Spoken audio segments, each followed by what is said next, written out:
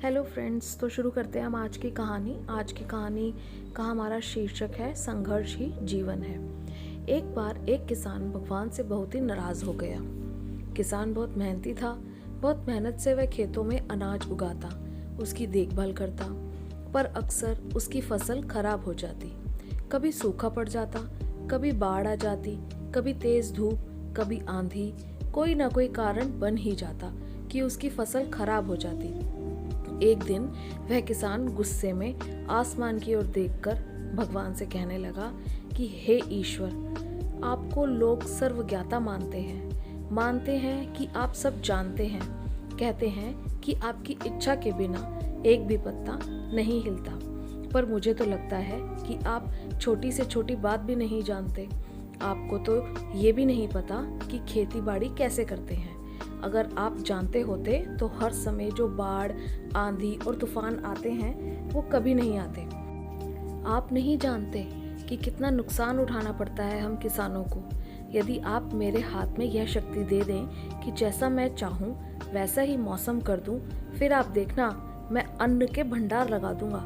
भगवान इस किसान के तीखे व्यंग सुनकर मुस्कुरा रहे थे और वह किसान के सामने प्रकट होकर बोले, मैं आज से तुझे यह शक्ति देता हूँ कि तुम अपने खेतों पर तुम्हारी जैसी इच्छा हो वैसा मौसम कर दो। मैं बिल्कुल भी दखल नहीं दूंगा। तुम्हारी इच्छा से सब कुछ होगा। किसान बहुत खुश हो गया। किसान ने गेहूं की फसल अपने खेतों में बोई। जब उसे लगा कि खेतों को धूप चाहिए तो खेतों को धूप मिले, जब पानी बरसना चाहिए तभी पानी बरसा। आंधी, तूफान, बाढ़ कुछ भी उसने अपने खेतों पर आने नहीं दिया। किसान के खेत में इस वर्ष ऐसी फसल हुई जैसी कभी नहीं हुई थी। हरी भरी लहलहाती फसल। मन ही मन वह बहुत खुश हो गया और सोचने लगा कि अब सबूत के साथ दिखाऊंगा भगवान को कि इसे कहते हैं शक्ति का सही उपयोग। मेरी सफलता देखकर उन्हें अपने नियम जरूर बदलने पड़ेंगे। कुछ दिन गुजरे, फसल कटने को तैयार हो गई। किसान बहुत उत्सुकता के साथ फसल को काटने लगा, पर जैसे ही उसकी नज़र गेहूं की बालियों पर पड़ी तो उसने अपना सर पीट लिया और वह रोने चिल्लाने लगा। गेहूं की एक भी बाली के अंदर गेहूं का दाना नहीं था। सारी बालियां अंदर से खोखली थी। किसान बहुत दुखी हो गया। उसने भगवान को रोते हुए फिर पुकारा, हे प्रभु, तुमने ये मेरे साथ क्या किया? क्या तुमने मुझे कोई सजा दी? भगवान बोले, पुत्र, ये तो होना ही था। तुमने पौधों को संघर्ष करने का मौका ही कहाँ दिया।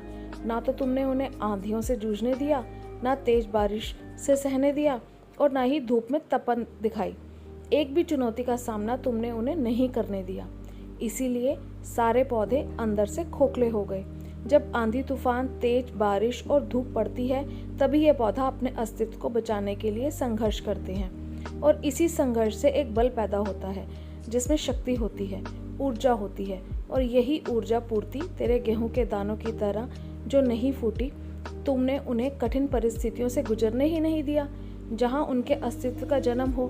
सारे बालियां इसलिए खाली हैं। इसमें एक भी गेहूं का दाना इसीलिए नहीं है क्योंकि तुमने अपने पौधों का संघर्ष कराया ही नहीं। याद रखिए, स्वर्ण में स्वर्णीय आभा तभी आती है जब वह आग में तपने, गलने और हथौड़े से पीटने जैसे संघर्षों से गुजरता है। कोयले का टुकड़ा हीरा तभी बनता है जब वह उच्च दाब और उच्च ताप की मुश्किल परिस्थितियों से गुजरता है। इसी तरह यदि हमारी जिंदगी में कोई संघर्ष ही ना हो, कोई चुनौती ही ना हो, तो हम भी गेहूं की बालियों की तरह खोखले रह जाएंगे। कोई अस्तित्व नहीं होगा हमारा।